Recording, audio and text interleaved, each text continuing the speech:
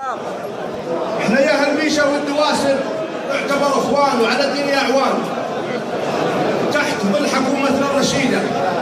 نسال الله العلي القدير ان يطول في اعمار ولاة امرنا، احنا على كل شيء قدير، قولوا امين.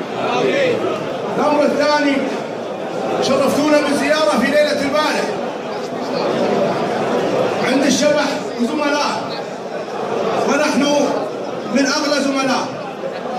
حضرنا الشاعر علي بن حرفان، علي بن جمعان بن حرفان، وقال قصيده في قبائل شهران، وفي اخواننا الغاليين عبد العزيز بن حسين ومحمد بن حسين. حلفت انا وشقيقي ان يوصل هديتين. الاولى عباره عن بشت،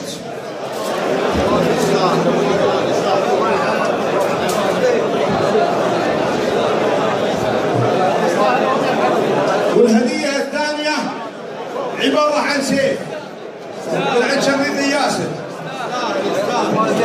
يستاهل وبيض الله وجهه، ومدحه القبائل شهران يجري في دمي، وتسجل له عندي الى اخر ساعه في عمري، ان حبه يزيد في قلبي يوم تلو الاخر. وسلامتكم جميع.